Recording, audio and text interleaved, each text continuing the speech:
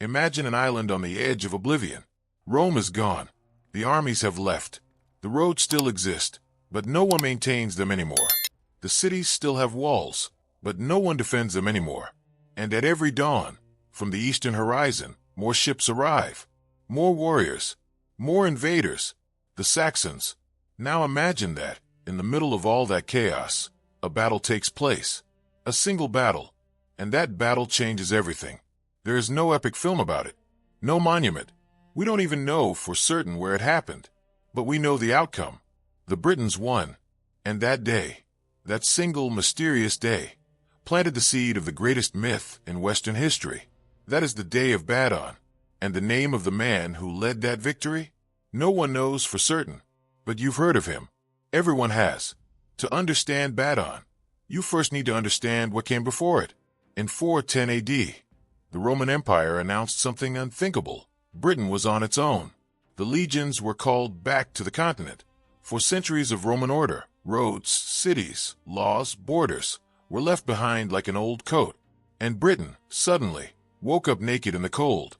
What remained was a fragmented people. Local chieftains fighting over power.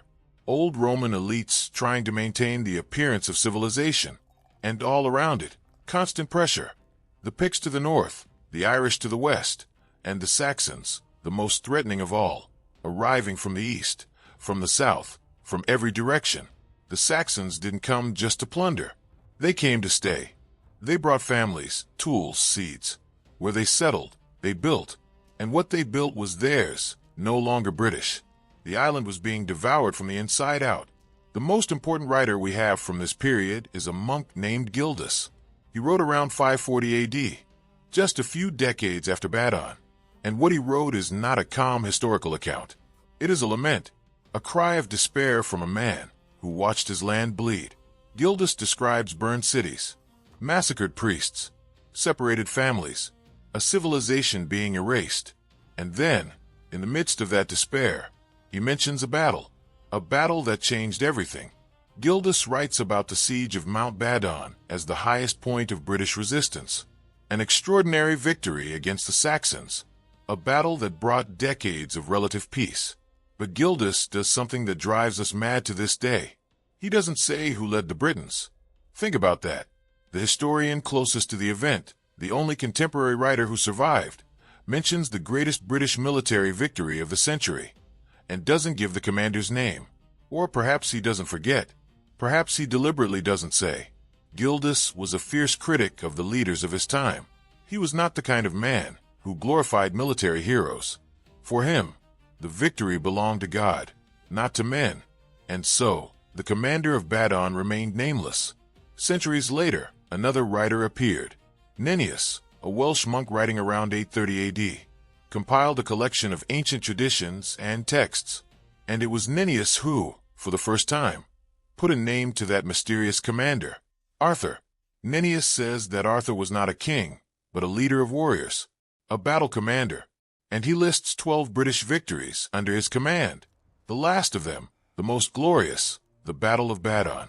But here's the question historians debate to this day.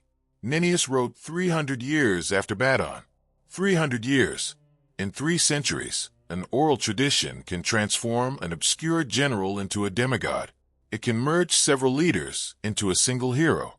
It can fill the silences of history with the clay of legend. So, did Arthur exist? Or was he created to give a face to the nameless commander of Badon? That question has no definitive answer. But Badon, the battle, that is real. To understand why Badon was so crucial, you need to understand the despair that came before it. The Britons of the 5th century were not a united people. They were fragmented kingdoms, rival tribes, local chieftains who often preferred to negotiate with the invaders rather than fight alongside their neighbors.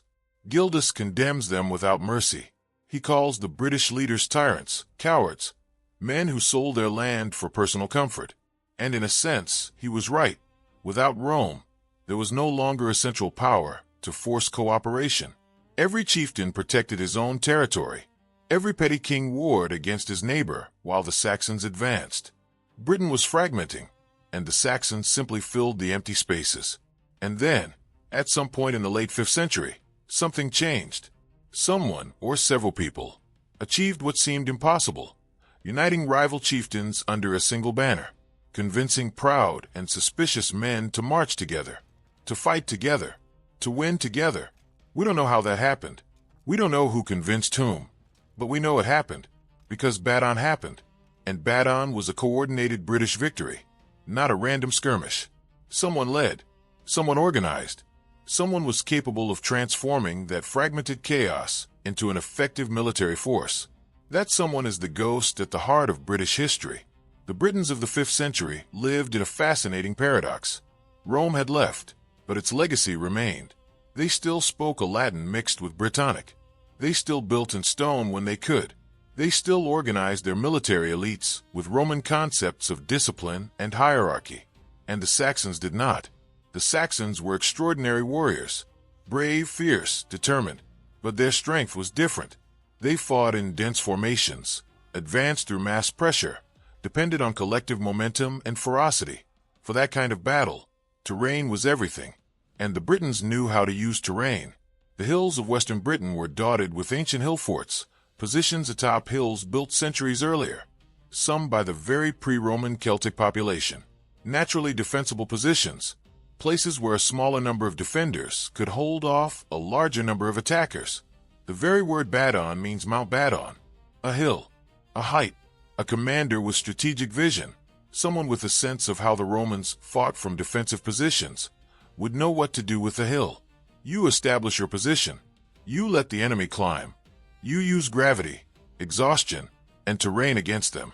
And at the right moment, you come down. That is not magic. That is strategy. That is discipline. That is what separates an army from a mob. And that is exactly what the Britons did at Badon. We don't know the exact date. We don't know the exact location. We don't know how many men fought. But we know what Gildas describes, a siege. The Britons on elevated ground. The Saxons trying to force their way through. Imagine the scene. A hill. The summit occupied by the Britons, exhausted, afraid, but standing. Below, the Saxons, greater in number, confident, advancing in waves. The battle was not decided in a single glorious moment. It was a fight of attrition. Hours, perhaps days, of constant pressure. The Saxons tried to climb. The Britons pushed back. And the nameless commander, that ghost of history, held his line. Gildas says it was an almost total victory, that the Saxons were defeated so decisively that the pressure on the Britons ceased for decades. Decades. In a century of constant war, decades of relative peace were something extraordinary. They were the equivalent of a deep breath after years of suffocation. Badon did not drive the Saxons from Britain. That was not possible.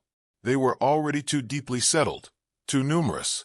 But Badon stopped them, held back the advance, bought time. And sometimes, in history, buying time is enough to change everything. In the years and decades that followed Badon, the memory of that battle took on a life of its own. The Britons who survived that period passed the story on to their children, who passed it on to their grandchildren.